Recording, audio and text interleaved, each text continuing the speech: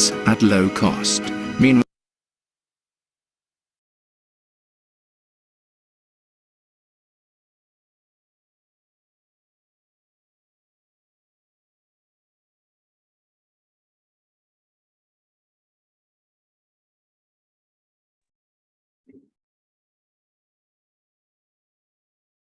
Good morning, everyone.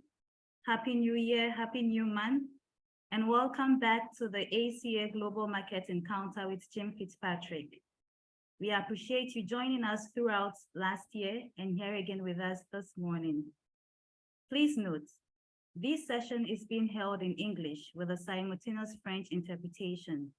To access this service, click on the globe icon on your screen, select your preferred language, and mute the original sound. For any questions or need for clarification, kindly use the Q&A feature and we'll address all of that at the end of the presentation. Now, to dive into today's session, permit me to introduce to us all the anchor of the session, Mr. Jim Fitzpatrick. Jim is an award-winning consultant, business coach, and cashew specialist. His experience and knowledge have been gained over 30 years in the food ingredient sector, operating as a major importer of a range of food products and managing sourcing operations, ingredients, oilseed, grains, edible nuts, edible seeds, spices, and dry fruit from across the globe.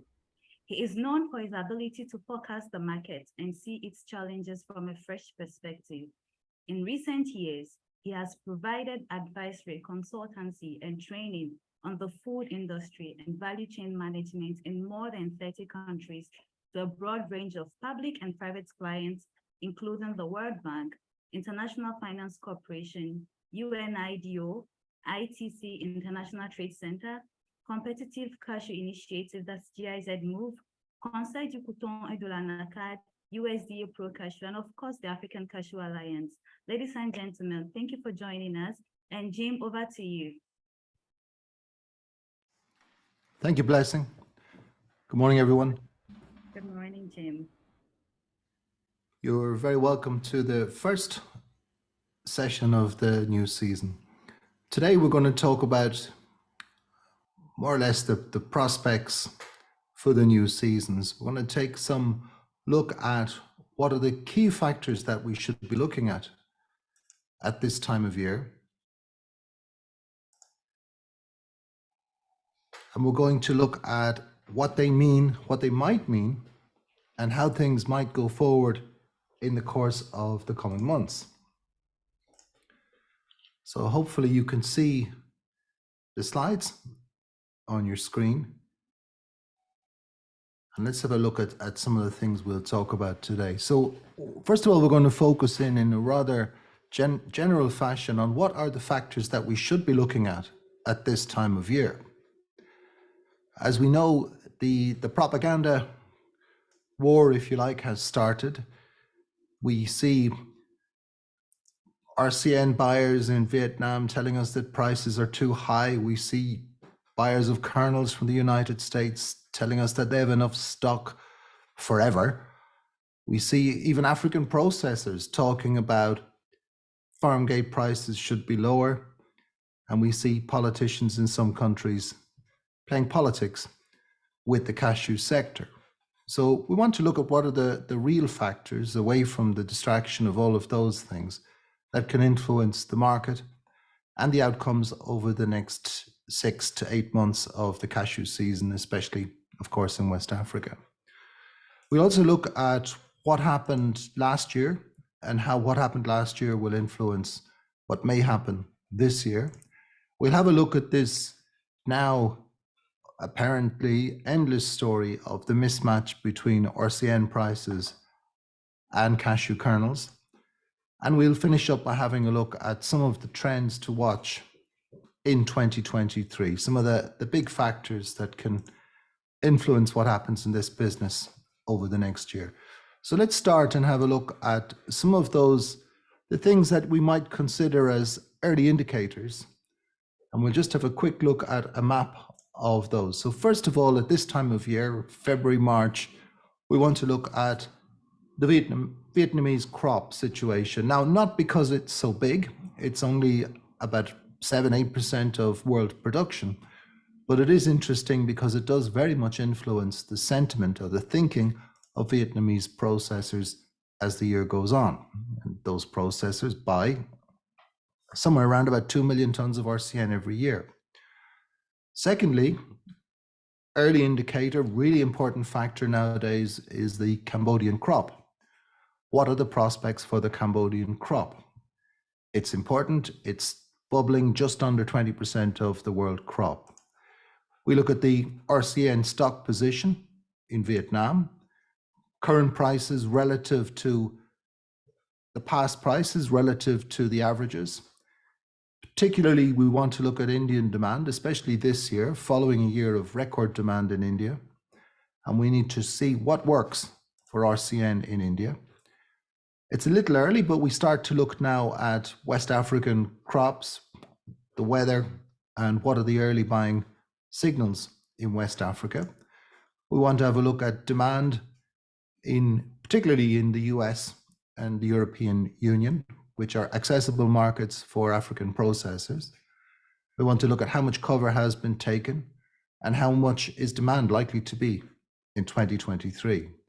And we need to make sure that when we look at this, we keep an eye out for the propaganda, the myth, all of those stories thrown into the market in an effort to influence pricing particularly, but also to identify the self-interest of many of the players in the market that try to perhaps distort the market situation and certainly our perception of it at this time of year. So it's about a little bit of a quick look through these factors, and we divide them into three areas. Supply and demand is pretty clear. Sentiment is what people believe. So it's the things that people believe about the market, whether they are true or not. So they may not necessarily be based on fact, but if they believe them, they're clearly going to have an influence on what happens in the market. So key factors on supply, and we're talking now about February. This is not the big picture. We're talking simply about the month of February and the influence in this first quarter of the year. So we're looking at inventories of raw cashew nuts in India and in Vietnam. How much have they got? How long will it last? What kind of quality is it? And what price are they selling it at? We also want to look at the Cambodian crop and the crop progress in West Africa, as I've mentioned. And when we look at crop progress in West Africa, we need to be careful because we see ambitious, exaggerated, politically expedient claims on the size of crops in West Africa. And we need to be aware of that. We need to be aware that some of these numbers thrown about in the media at this time of year are just not representative of reality. Looking at demand is quite difficult to work with. We can look at demand last year, we can look at the trends in demand, but it is quite difficult to look at the really key factors. What is the forward cover on kernels? In other words, what are the commitments, what are the purchases of roasters for kernels forward into this year? As we know, most kernels buyers tend to buy 3, 6, 9, even a year forward. And that's related to consumer sales. And consumer sales, as we saw last year, are difficult to predict. We've become used to, over many, many years, going back to the 1980s, to typically rising consumer sales for cashew nuts. Last year, that was stopped in its tracks. Then we want to look at inventories for kernels, both in the factories and at destination, and this relationship between raw cashew nuts and kernels prices. I'm going to ask the question a little bit later, how long can this mismatch continue? And finally, of course, we must look at the COVID situation. It hasn't gone away just yet, and it continues to have something of an influence. When we talk about sentiment, well, what influences what people are thinking? Well, if we look at processors, clearly, whether they're making money or not influences their thinking. If we look at traders, whether they need to buy or they need to sell. In other words, their positions, whether they are, in the language of traders, long or short, whether they need to act in the market and what they see as most beneficial for them. Sentiment is also impacted by the economic conditions. I mean, for example, last year, much of the talk was that inflation in Western countries would be with us forever. But we've already seen that inflation is beginning to alleviate, and that is changing. And into that mix, influencing the sentiment or the thinking in the market, are all of these rumors and myths and the propaganda that's thrown out there to confuse us all or to influence the market. And a lot of the aspects of sentiment are very short-term thinking. So whereas the supply is not going to change particularly quickly, demand might change quicker than supply, but not particularly quickly, sentiment can change in a day, even in an hour on some sort of announcement. So we need to keep an eye on what are people thinking. And as we look at the market, what's very revealing of market sentiment is, of course, the actions, whether people are buying or not, whether they are selling or not, but also what they're saying. And we need to interrogate that in order to have a good market information function in our businesses or in our agencies or in our development organizations in order to understand how the market might move in the future.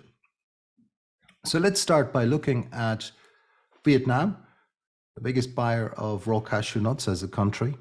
1.95 million tons of raw cashew nuts bought by Vietnam between January 2022 and the 15th of January this year. And if we look at that, we try to get to an idea of the trend.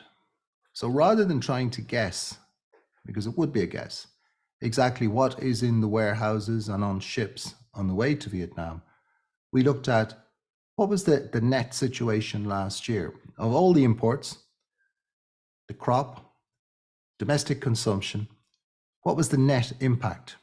And we calculated that, and you can see that it appears to be that the inventory from the beginning of 2022 to the beginning of 2023 was reduced. And that's an important factor. So if we look at overall situation, Vietnam on average used about 242,000 tons of raw cashew nuts per month in 2022, and inventories are reduced by roughly, and these are rough figures of course, because some of these figures we cannot be absolutely accurate about. We know imports are accurate, we know the crop is pretty accurate. Import of kernels is actually quite difficult because we know there's a lot of import of cashew kernels into Vietnam, and we know there's a lot of export of cashew kernels, but not in the typical cashew format nowadays. So they're getting exported under other tariff headings. And that factor we've tried to adjust in here, but it is a difficult factor. So what we're saying is that the inventory in Vietnam is reduced by something like 20 days usage.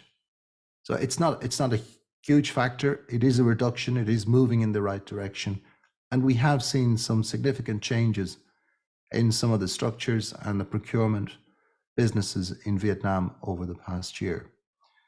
If we look in India, so India has become, in 2022, a record importer of raw cashew nuts, an increase of 43%. Surge in demand in India post-pandemic. I think myself that it's a much more fundamental thing and it will be with us for time to come. Therefore, India has a higher closing stock at the end of the year. As you can see, the orange bars 2022, the blue 2021.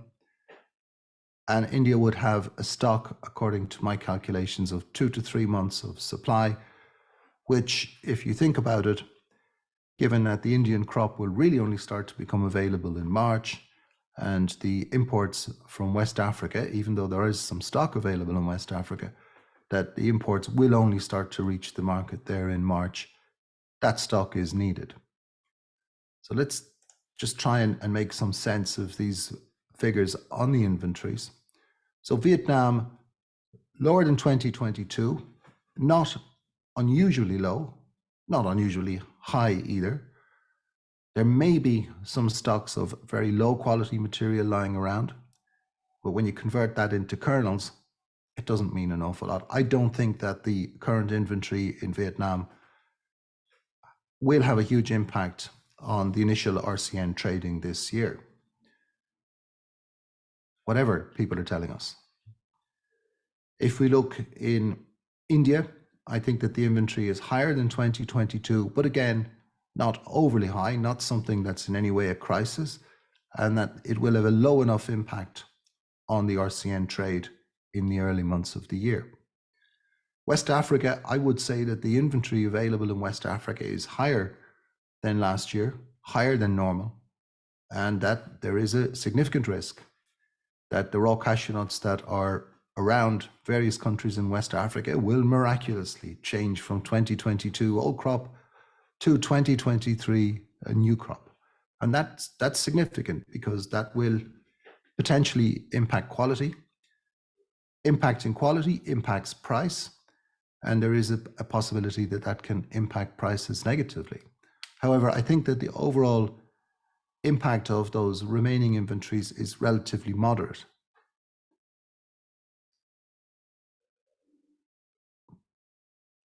Three factors on inventory, nothing there that really would make us think that the market will be particularly aggressive and moving up or particularly negative and falling down. The key factor at this time of year has become the Cambodian crop. So Cambodia is now, as you know by now, a huge producer of cashew nuts. You can see in the chart, the blue bars are production in RCN tons, and you can see that this just took off in recent years. It's not all been plain sailing. Over the past 2 years, they tell us that about 100,000 hectares has been removed, mostly new trees, and mostly to substitute with fruit trees or other crops, which are giving much better returns than cashews, based on the opening of the Chinese market to imports of these products from Cambodia. So generally speaking, I haven't been in Cambodia yet this year, but I'm told the weather has been good and the crop prospects are good. Estimates of the crop widely vary, but let's look for a moment at the impact. So this chart is an availability chart, so you can see the red bars. So keep an eye on the red bars. Those would be the availability of raw cashew nuts for import at destination. So this is the moments when they arrive. So not much is available in March, but that increases as the year goes on. Now, what's had a huge impact on that in recent years is the availability of RCN from Cambodia, which comes into play at this time of year. So you can see that the February, March, April, the blue bars, Vietnam and Cambodia, has moved up. So the impact of the increase in production in Cambodia has been felt in two ways. Firstly, the availability of raw cashew nuts has shifted to earlier in the year. 700, 800,000 tons, probably more this year in Cambodia, available earlier and available more. So since 2019, we've seen this tremendous availability, which has caused a change in the pattern of buying by Vietnamese processors. Vietnamese processors can look to Africa later because they have supplies from Cambodia, and they can look to Africa less, again, because they have supplies from Cambodia. And the combination of these factors has kept kernel prices relatively low in recent years, those and other factors. So if we look at Cambodia now coming into 2023 season, the outlook is for a good crop this year. Figures suggest somewhere around about 875,000 tons is possible. there has been a significant reduction in the area under cashews. It seems to me that the prospects for continued growth in Cambodia are now limited. We do think that following the launch of the new government policy for cashews in the country on the 13th of January, that we will start to see more processing, more value addition, and some more regulation of the sector, moving it a little bit away from simply exporting raw cashew nuts. But it will be predominantly, for some years to come, an exporter of raw cashew nuts, and they will go, of course, overwhelmingly into Vietnam. So from an African perspective, the arrival of Cambodia has meant later demand from Vietnam, or at least the need for later demand from Vietnam, and potentially lower demand from Vietnam. So, for example, if we look at remaining inventories at the end of 22 in West Africa, we can say that those are directly the result of increased production in Cambodia. Let's focus then on production. Early indications, Vietnam, it looks as if the crop will be a little bit later than it could be, and it'll probably be no better than last year. That remains to be seen, of course, but those are the initial indications. Very positive forecasts from Cambodia. As I've mentioned, a much better crop than last year is forecast. Again, that's still to be seen, but it is getting close to harvest time now, and it does look as if that will come true. If we look in India, I'm hearing mixed reports from India. The Indian crop is spread over a very wide area now. Some areas have some questions as to the weather and to the climatic conditions in the course of the growing season, particularly during flowering, and it does remain to be seen. It is quite difficult now to get an early indication of how the crop is looking in India, because it is spread over a vast area.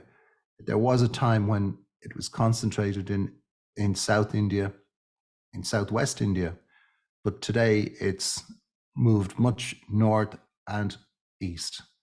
So it is difficult, because of different conditions, India being a vast country, of course, to get an idea of exactly what we should expect. In West Africa, from what I hear so far, I was in Cote d'Ivoire about 2 weeks ago, good growing conditions. I hear good crop forecasts, but those remaining stocks are still in place. East Africa, well, we are past the harvest time. Definitely the crop in Tanzania was a little bit disappointing. Mozambique forecast to be improved, but we're still waiting, or at least I'm still waiting, to see exactly what that meant and exactly what was delivered by farmers in Mozambique. I don't think overall, looking around the continent of Africa, that we are seeing any real indicators of poor crops, particularly in West Africa, but nor are we seeing any indicators of really big bumper crops. So again, it looks like in West Africa, we're looking at something like last year.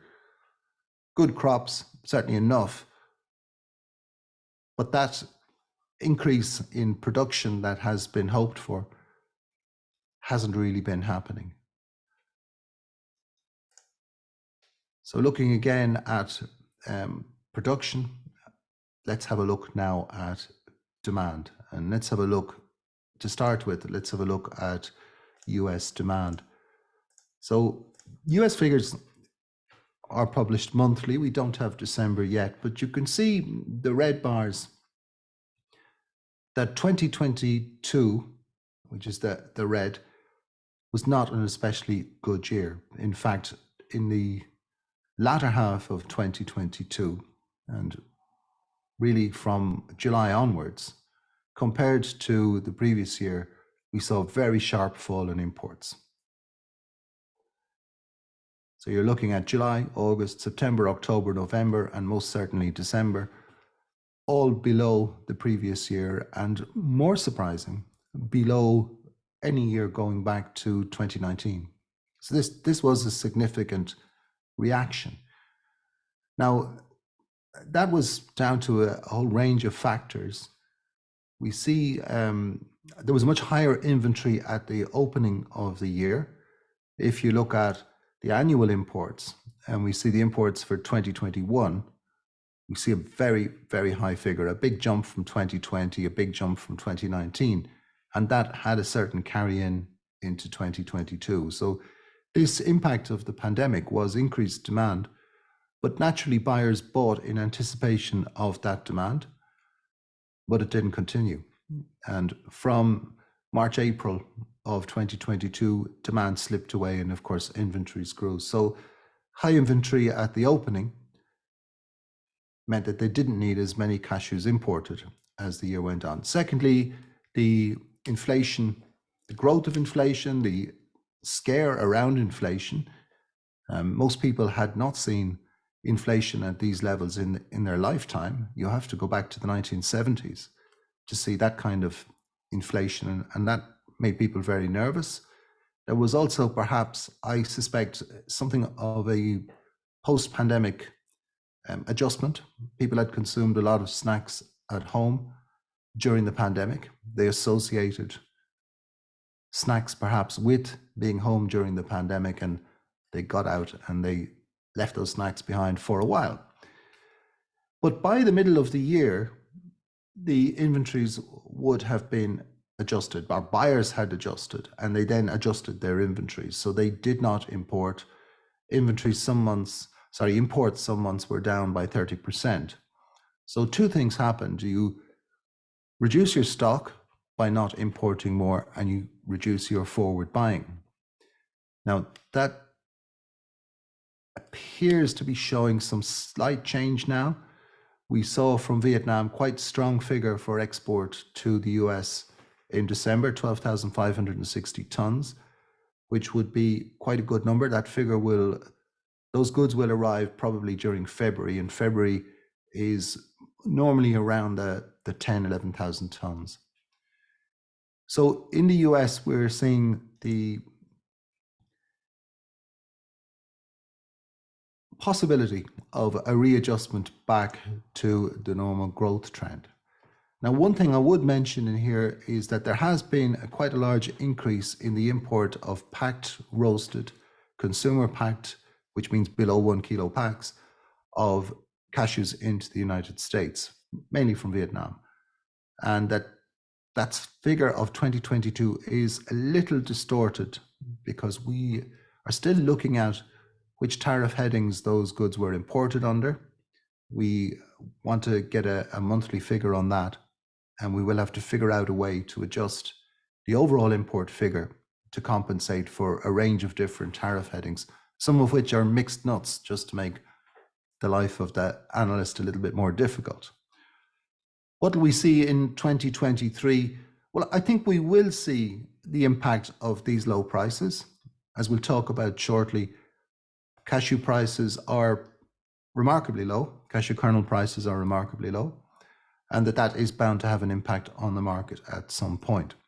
We are seeing, and we will continue to see, a slowing of the impact of inflation. So therefore, I think we will see a return to the trend, i.e. a trend in growth. Now, as you can see, the US consumption growth is relatively slow. The US is quite a mature market for cashew nuts. So growth in imports over the years has been relatively slow, averaging something like 2%. 2020 and 2021 were more or less exceptions.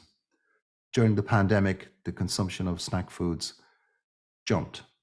So I think that we probably will see a return to slower growth, but I think it will be growth. And although you couldn't rule out a jump back toward 2019 levels during 2023, it seems to me that the growth will only kick in the second half of the year.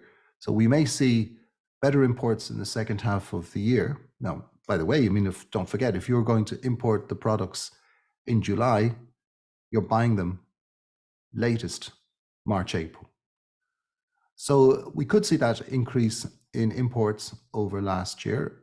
I'm fairly certain we will, but we won't see anything spectacular. The best we are likely to see in the United States is a return to this kind of slow growth pattern. Now, the US will remain a large importer.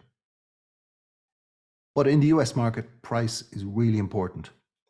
So low prices will have an impact on demand as time goes on. Having a look at Europe. So Europe was far less impacted by all of these factors last year. Imports were down. But if we look at the situation in Europe, we can see that compared to 2019, imports were still very, very strong. So Europe sustained the increases that happened during the pandemic much more in 2022 than the US market. This is the EU and the UK combined. We've also seen an increase in roasted packed nuts into the European Union, but probably at lower volumes or lower percentages than the US market. Again, we had a very strong start to 2022 in the European Union. I think January of 2022 imports were up 34% on the previous year.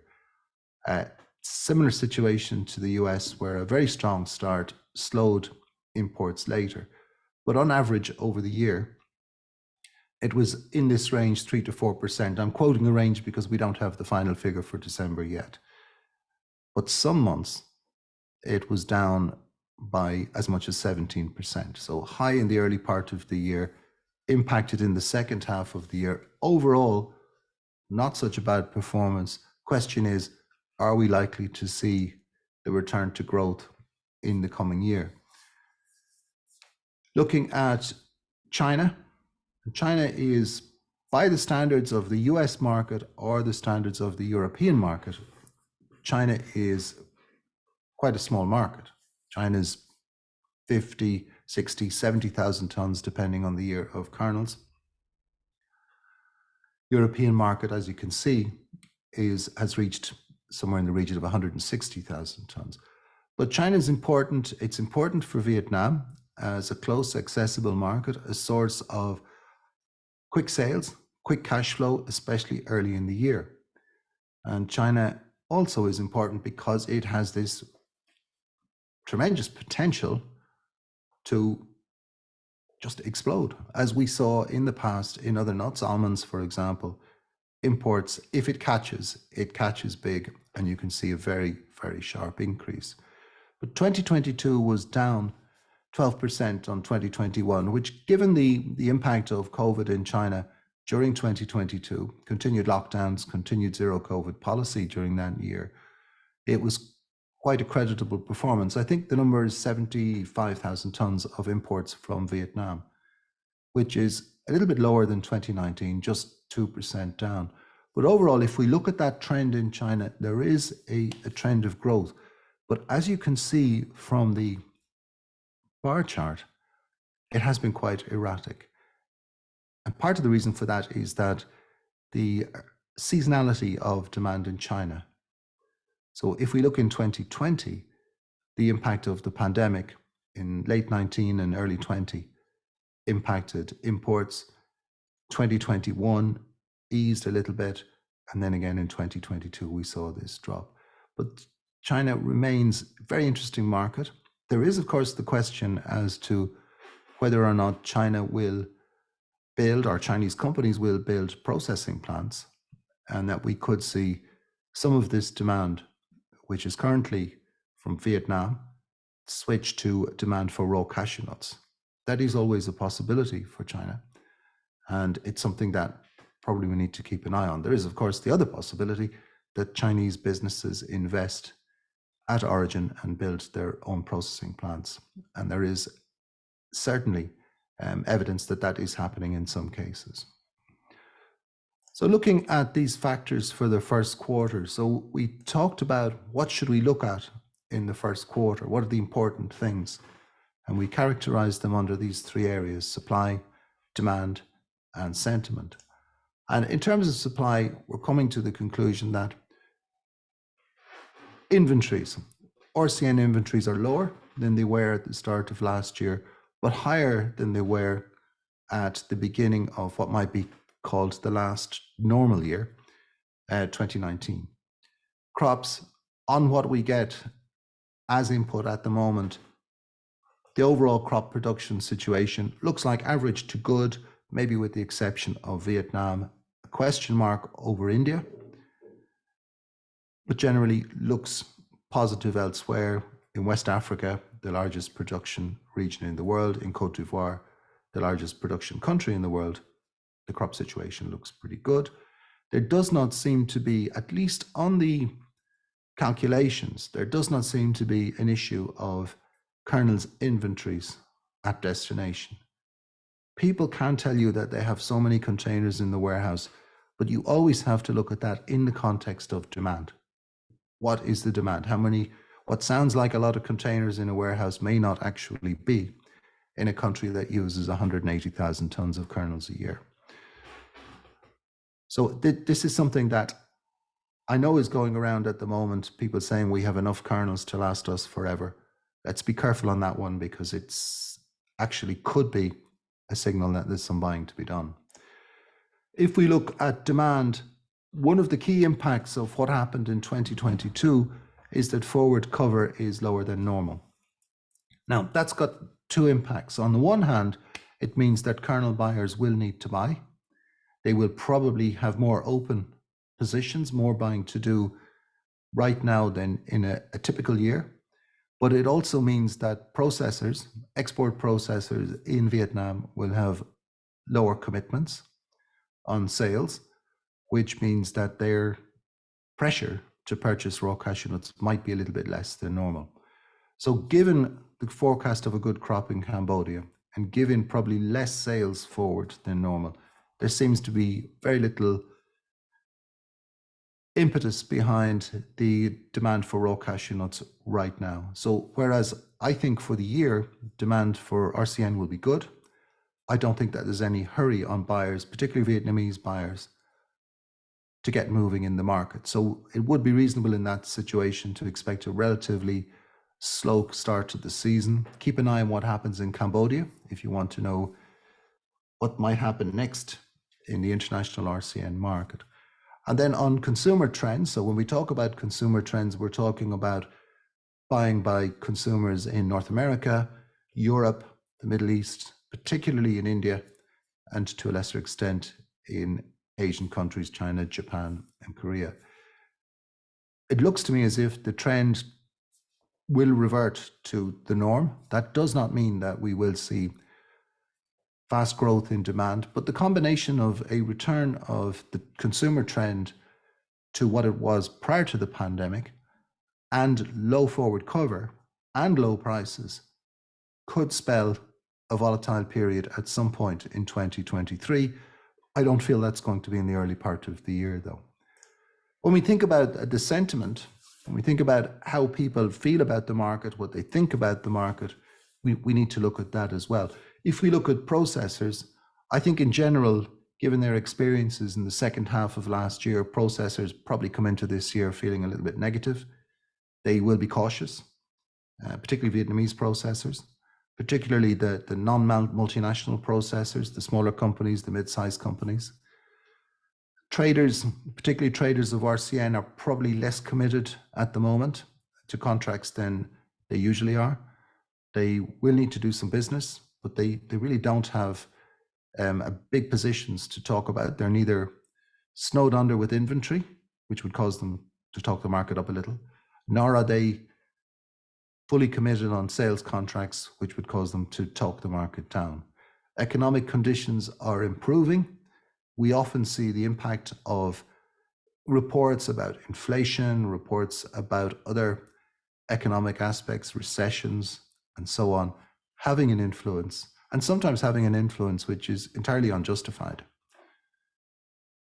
To a certain extent, that's what happened last year, but definitely Western countries' economic conditions are improving. I think the same can be said in India, and that would be positive. The normal efforts to talk prices of RCN down at this time of year are in train. What else would you expect? So we'll have a look then, and we'll have a look, think about what happened in 2022 and how are those factors likely to influence 2023 season. So let's have a look. In 2022, perhaps each of the last 3 years were years of different crises. Now, we had the COVID crisis, we had the knock-on effect on logistics, we had economic, perhaps not crisis, but perhaps the talk of crisis, and that impacted the market sentiment, and that led to example for a major stop. Collapse is not too strong a word, in the second half of the year for US imports. If we look at this situation now, certainly the lockdowns, not COVID, not the impact of COVID, but the lockdowns and the economic disruption around that is gone in many countries and certainly on the way out in others. So the positive impact of lockdowns on buying is completely gone, and the negative impact of the lockdown on freight, logistics, inflation is receding to a certain extent. A certain amount of confidence is returning to the market as these crises recede. For example, it's now expected that the US and most European countries will avoid a major recession in 2023. That has an impact. The impact of the disruption to freight and logistics has receded. So freight rates have tended back toward maybe not the rates that they were, but the equalization, the advantage of freight from West Africa on kernels, for example, has relatively dissipated in the second half of 2022.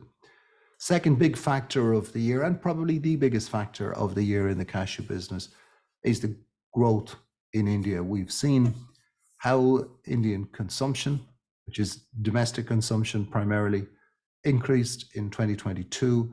We saw how export again declined. And this looks as if it's here to stay. This shift in consumption toward healthier foods, the shift away from bulk wholesale to packed retail, gifting, the fact that cashews are linked to prosperity or perceptions of prosperity, and the further diversification of the use of cashew nuts in, for example, in snacking, in roasted and salted snacks coming up in the Indian market.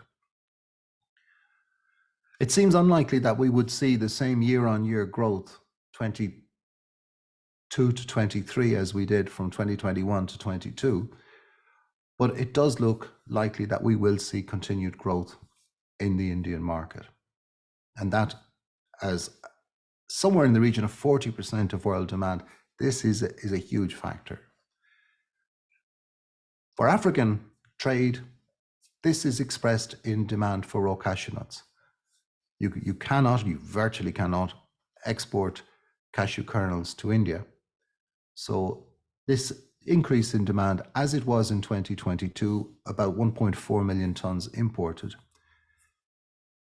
that will be shown again in demand for raw cashew nuts. Let's have a look at production. So last year we saw, again, a relatively strong trend in production. We have to look a little bit more closely at that. And we've seen that Africa over the longer period has been the fastest growing region. I've taken all of Africa as a single region for the purposes of this. And we can see over the years that production in Africa has been growing fast. India's slow growth, no change in that. That's not likely to change this year. Vietnam, virtually no increase in production for a number of years now. And it's been Cambodia that has been the driver of increased production in recent years. So yes, we saw African production continue to rise, but a little bit of a slowdown in recent years. But we've seen this explosion in Cambodia. And the question, as I was saying earlier, the question now is that over? Have we got a production volume in Cambodia that's going to be set for the coming years? It will likely increase slowly because trees will mature and production will rise. But if we get a situation where it becomes more attractive to plant other products, then we could see a slowdown in production growth. This has a huge impact on the Vietnamese cashew industry. Vietnam imports 1.9 million tons. It imports about 35% of that from Cambodia in 2022. So the development of the Cambodian cashew industry is a very important factor for Vietnamese processors. Clearly, with an early and a large crop in Cambodia, you could never get a repeat of the situation of 2017, where a poor crop in Vietnam led to almost panic-stricken buying of raw cashew nuts early in West Africa.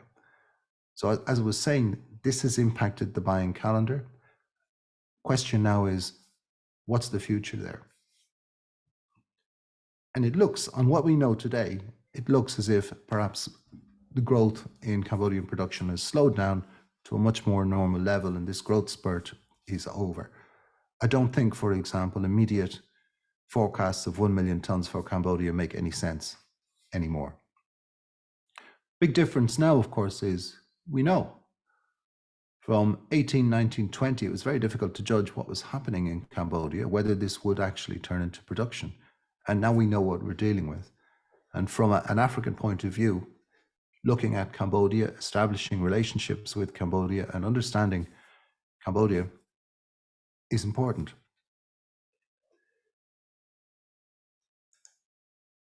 Fourth big factor from last year, and indeed from the year before, is this problem of, relatively speaking, RCN prices trading higher than kernels. We're going to come back to that in a moment, but this is there. It looks at the moment to be still in place.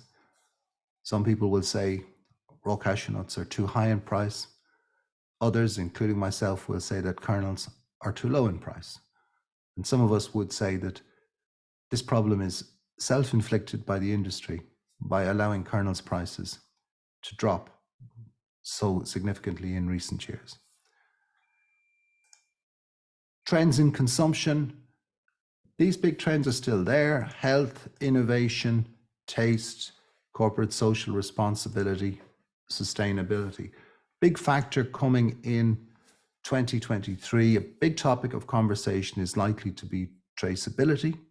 Why is it likely to be a big discussion in 2023? Well, because it's become the law. And it's become the law in Germany, and within a couple of years or less, it's likely to become the law in the European Union. And this is really important for two aspects. One, it means you need to know where your product came from and to be able to explain it as far back.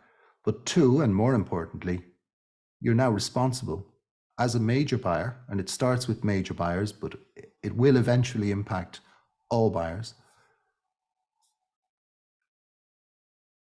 It means you are responsible for what goes on in the chain. So if we think about sustainability, if we think about traceability, if we think about being responsible in that chain, really, you have to say that only origin processed kernels can meet the full requirements. That means kernels that are processed in the location, in the region, in the country where they are produced. That seems to me the only way, regardless of talk about the smart systems for tracing cashews, regardless of satellite imaging, labeling, all of these things. It doesn't seem to me that there is a genuine way to fulfill all of the parameters. Yes, you can probably track the goods, but no, you cannot track the social impact of those goods, of that production. So this is a huge factor, and it's something that we need to keep an eye on. And from the African perspective, this is an area which offers competitive advantage, significant competitive advantage. Allied to that, you would hope, and I think is happening, that African processors are catching up in terms of costs. So Vietnam has led the way in terms of the cost of processing. You can see in the chart a rough idea. It doesn't apply for all factories, but it is a cross section. Large semi-mechanized plants, this is roughly the cost per ton to process RCN, in my experience, in people I've spoken to. And you can see that there is still a significant advantage. Part of the advantage is countered by the cost and the increasing cost of bringing the raw material to market. So if your cost in Vietnam is $200 a ton and your cost in Mozambique is 400, you have to ask the question, what's the cost of bringing the material? That 86% of material which was imported to Vietnam in 2022, what is the cost per ton of bringing that there? And this is evening up the calculation. So on the one hand, you have this improved processing, which doesn't go for all factories, but it is for many. As time goes on, management improves, use of the machines improves, and you see a more competitive processing industry. The sustainability advantage remains in place. Origin processing, closeness to market, avoiding large volumes of RCN moving around the world, reduced environmental impact, reduced carbon footprint. So I do suspect that we're going to see a continued catching up by African processors on Vietnamese processors. I speak of Vietnam because India is a different situation. So Indian processors are processing mainly for consumption in India. As we saw earlier, Indian exports of kernels play less and less a part in the industry in India.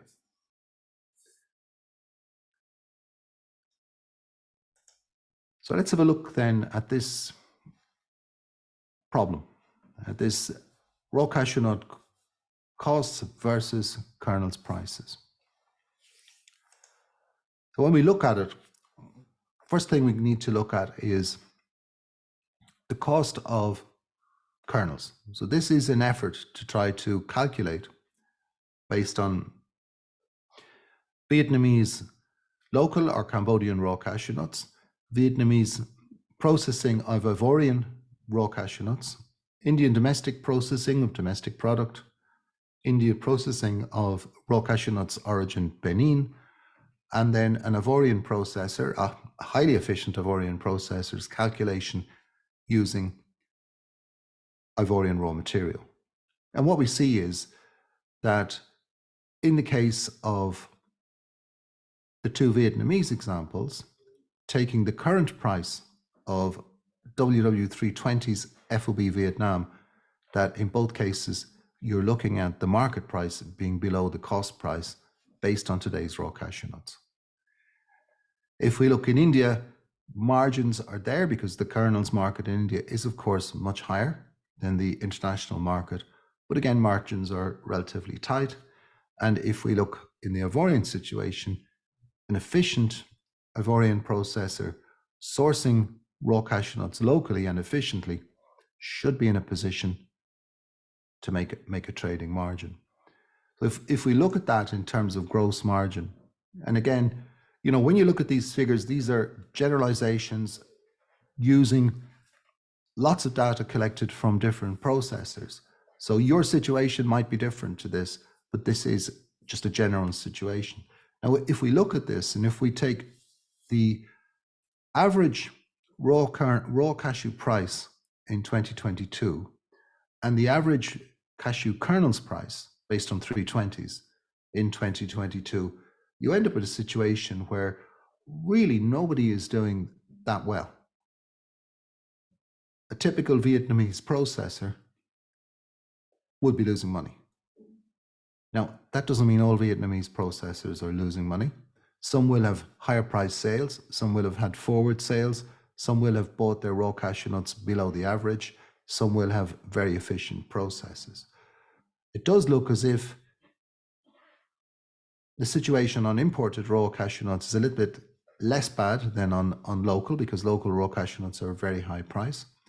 If we look in India, margins tight, but at least profitable. But this is not the kind of margin that you would need really to sustain a business. And if we look at the very best in Cote d'Ivoire, we see that it is possible to make a margin. But what you can see on these is that none of these businesses are making gross margins. So we're talking here about gross margin, not net margins. We're looking at gross margins that are below 25%, even in the best case, and most of them below 10%. Hard times for processors. It just doesn't make sense. So if we looked at it, by my calculations, if we took the average raw cashew nut price over 2022, then 320s would need to rise to 330 to make a decent profit margin in the region of somewhere between 25 and 30%. Looking at it the other way, and we say, based on 2022 kernels prices, raw cashew nuts would need to be lower by about $250 a ton to offer processors the kind of margins which you would expect in a food manufacturing business. As I said earlier, whatever way you look at that, whether you say kernels prices are too low or RCN prices are too high, depends on the way you look at the market and depends on the factors that you take into account. But certainly we are a long way away from where we should be. Interestingly, on these calculations, a good, efficient West African processor is not in a bad position at all. And that's without taking into account any premiums for African kernels, which have been offered in recent years. So looking a little bit more back at the history of this, and let's think back, how long has this been going on? And so I look back over some of our discussions, and we asked these questions back as far back as June 2021. And we were asking at that time, why would the dominant supplier, Vietnam of course, crash kernels prices when demand was growing? Why would you crash prices when they were already at 5-year lows? Why would you crash prices when the cost of import were increasing so much? As we saw, if you look at the red segments in these bar charts, the red segments are the cost of delivery of product, RCN, from its origin to the processing points. So you can see in this that for an Indian processor, for a Vietnamese processor using African RCN, the cost of delivery is very high. Cost of delivery includes taxes, freight, insurance, finance, and all those other factors. But for a West African processor buying locally, or a Vietnamese processor buying locally in Vietnam or in Cambodia, these red bars are much lower. And you can actually take the cost of delivery as an indicator of the environmental impact too. It's also an impact of the sustainability of the chain. And this is giving us, for some time now, strong indications that there's problems in this chain. If we have a look at last year, so a year ago, here's the calculation that I've just shown you for 2023. It doesn't look an awful lot different. If anything, the situation for Vietnamese processors has become worse. The situation for Indian processors is maybe slightly worse, but maybe not such a big factor, but it has become worse for Vietnamese processors. And that's a crisis.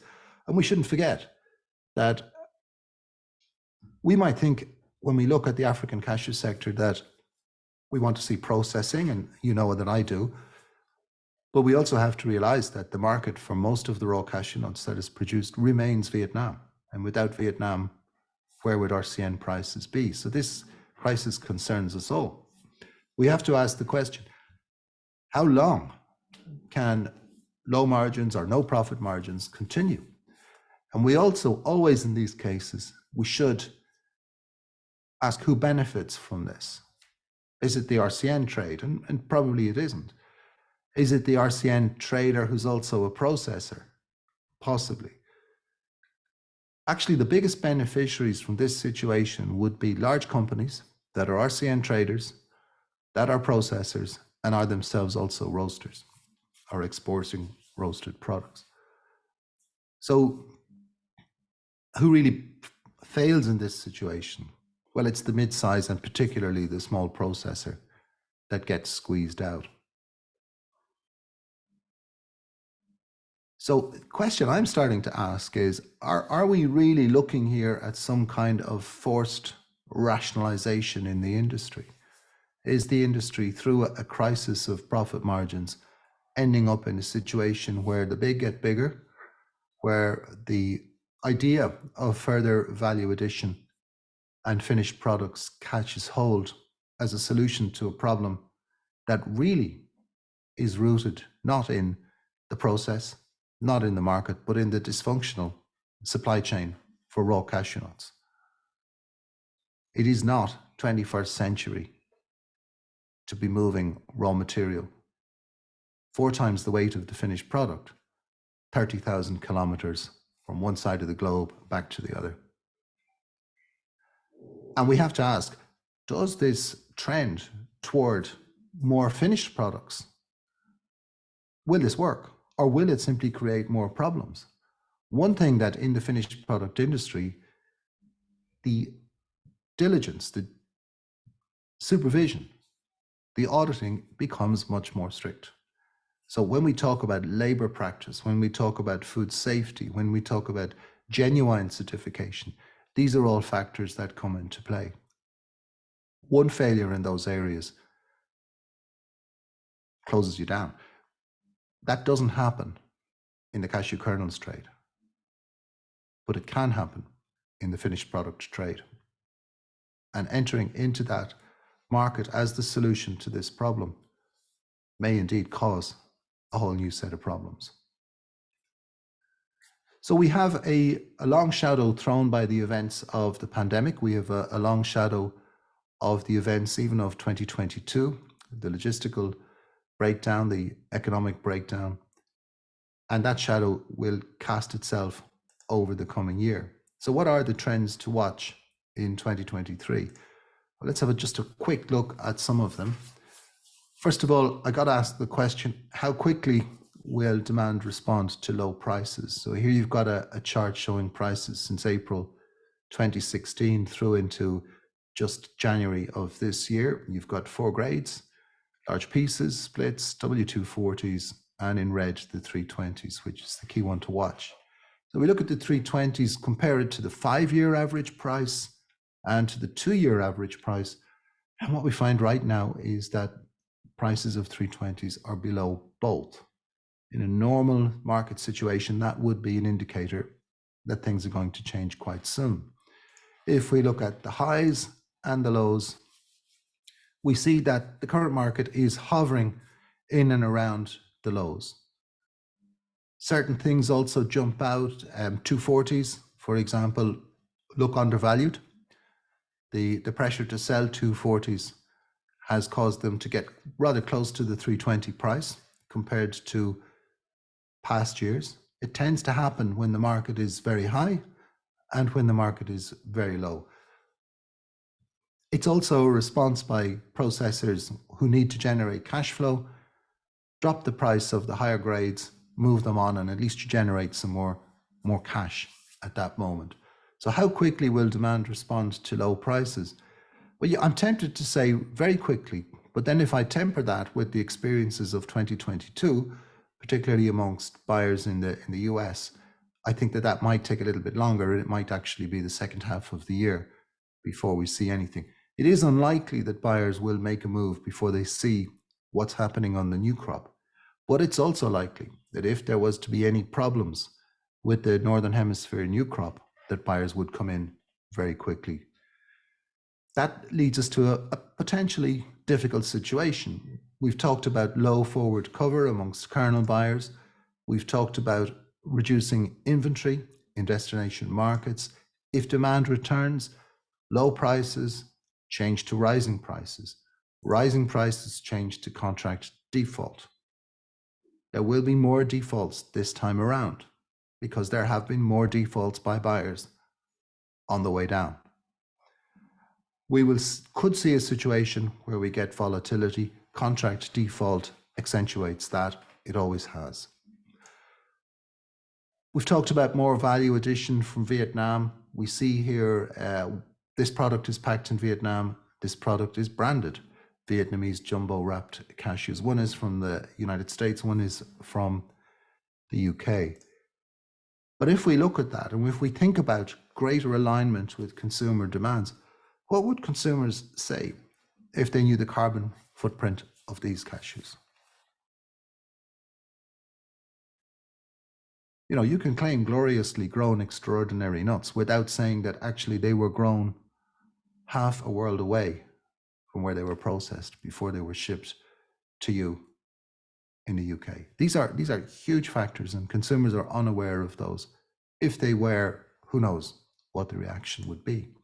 And this, of course, is in direct contradiction of the realignment of our industry and most industries with consumer demands.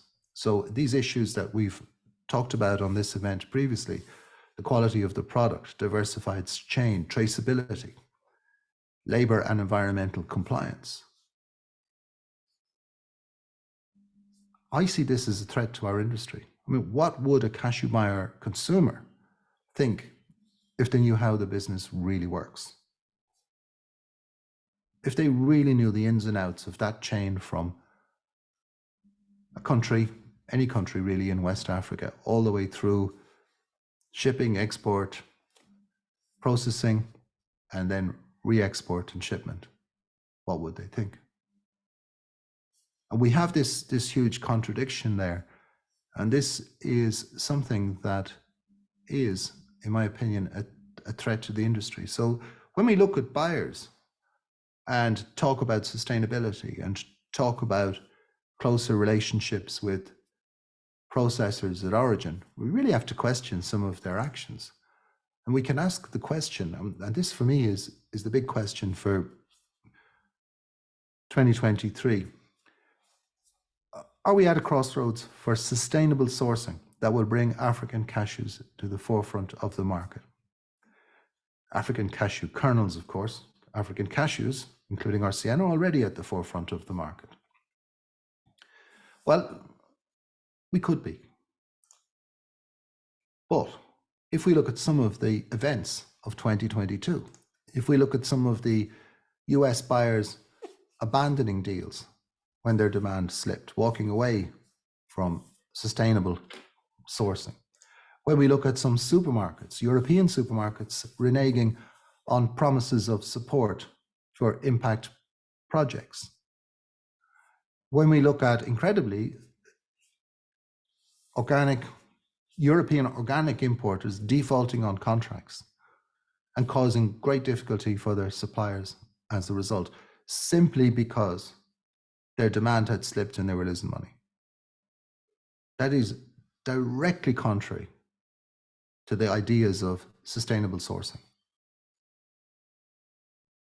So the answer to the question, are we at the crossroads, is, yeah, maybe it is happening slowly, but it still seems that many buyers are not convinced.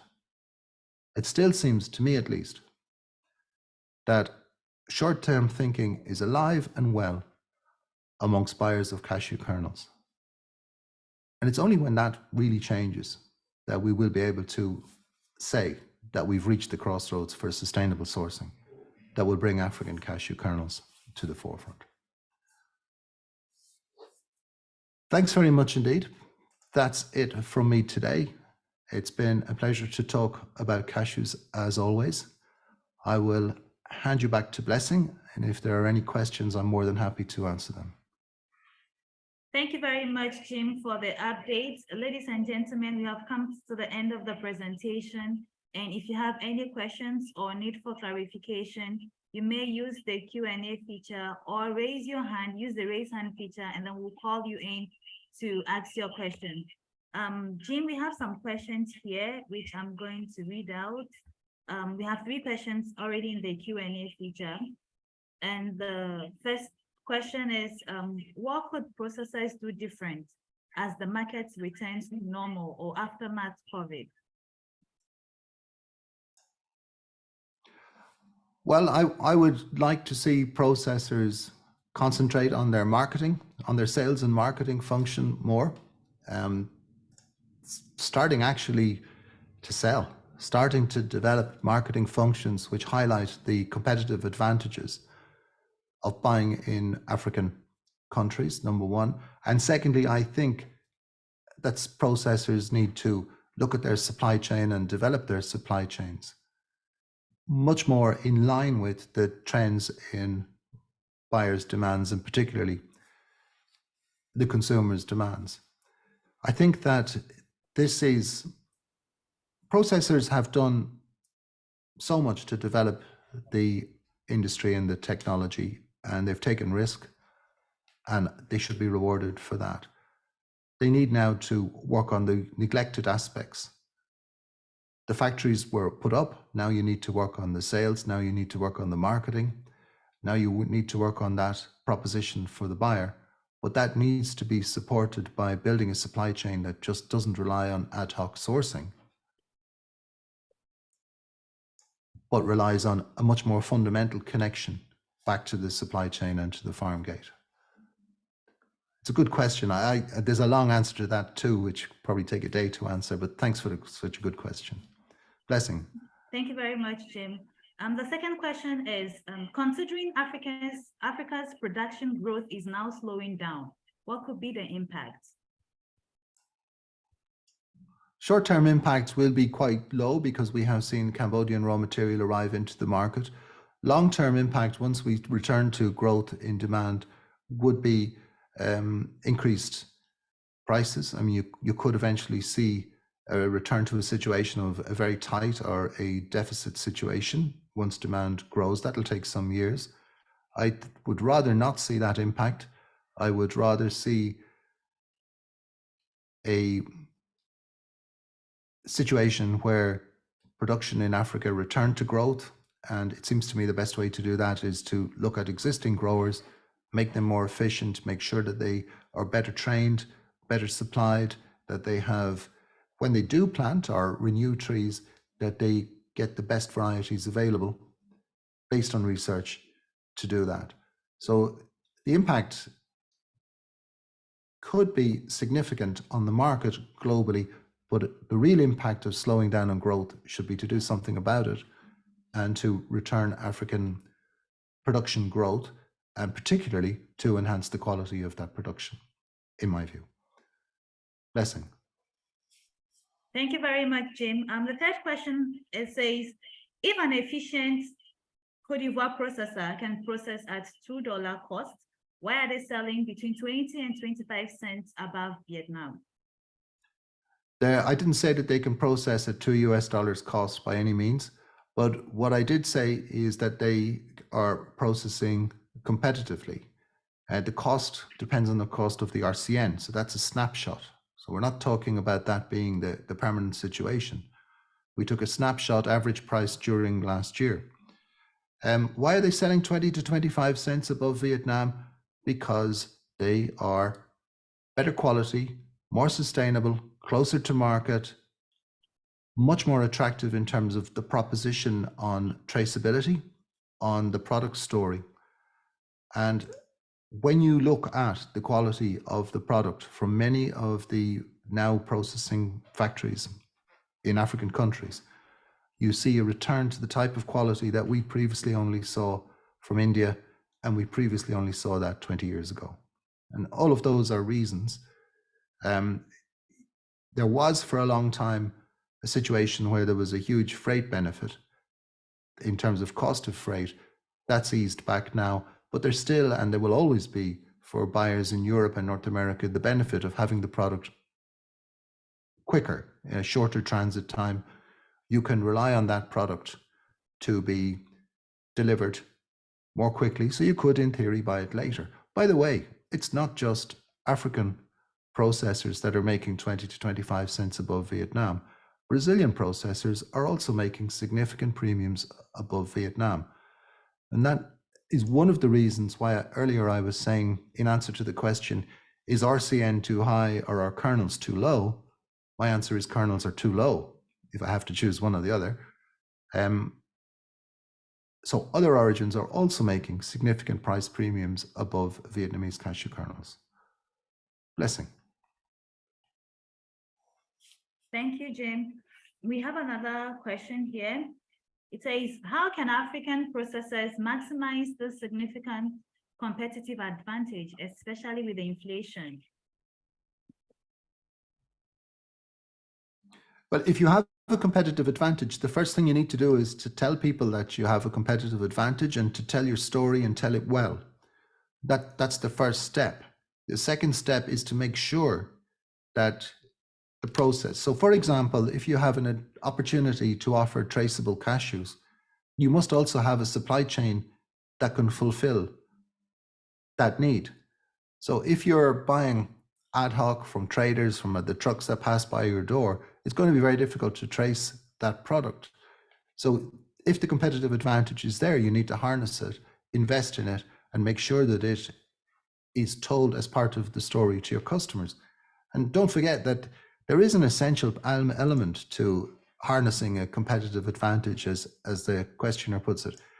And that is that you select the right customer that will appreciate that competitive advantage and that will see the value in it and therefore work with you, perhaps pay you a premium price, as has been happening, or engage in much more long-term contracts and relationships. So there run your business as well as you possibly can is the way to harness and maximize competitive advantage. And to do that, you need to build at both ends, build on the marketing and build on the supply chain, assuming that you've already got your process efficient. Again, by the way, that's a great question. Blessing. Thank you very much, Jim. And the last question that I have here is, any projection, opinion about the African regional market for cashew kernels? Well, as everyone knows, the consumption of cashew kernels in African countries is relatively low. Some countries have potential. So initially, I think we can say because of the low level of consumption, the chances of an increase are high. The chances of African countries becoming in the short term major consumers remain relatively low. There's a number of factors there. I mean, it's about taste, it's about eating habits, it's about some of the myths around consumption of cashew nuts. These are all factors. A certain extent, price is also a factor.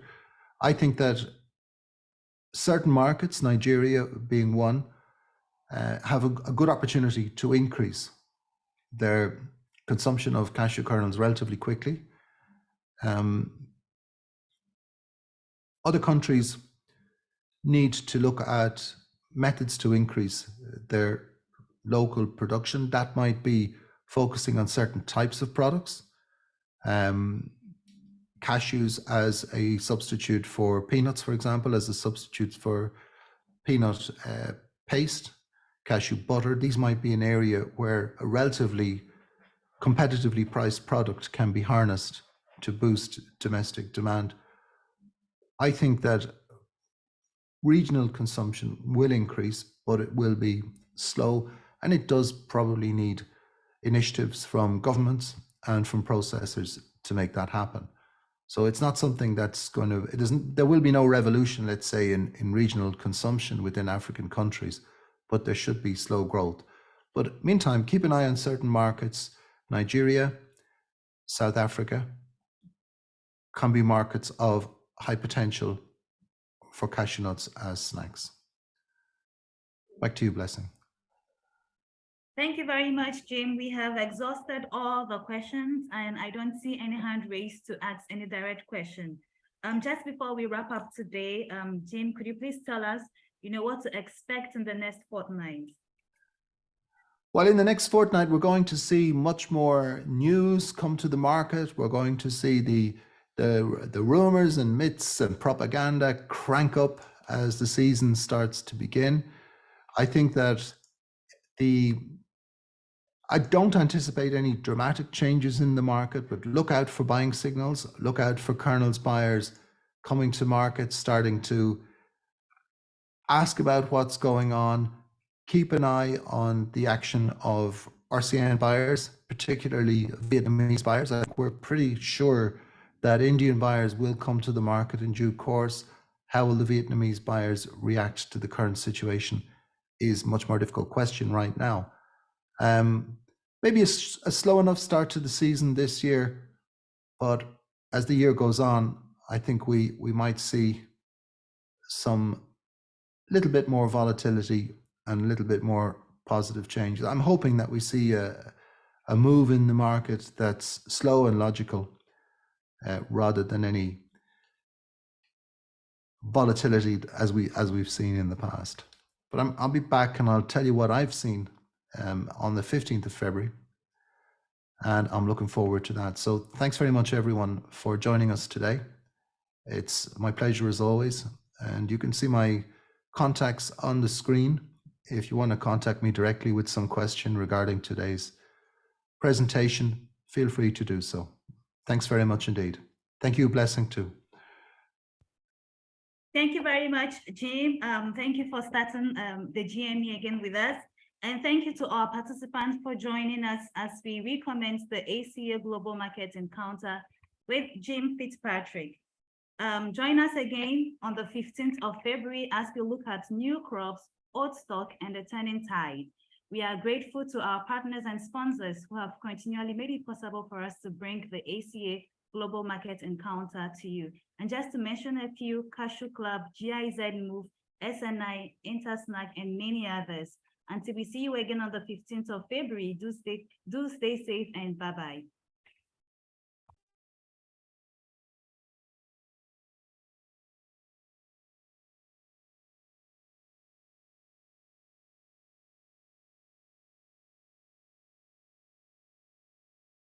An African industry. Our ambition is to shift Africa from a global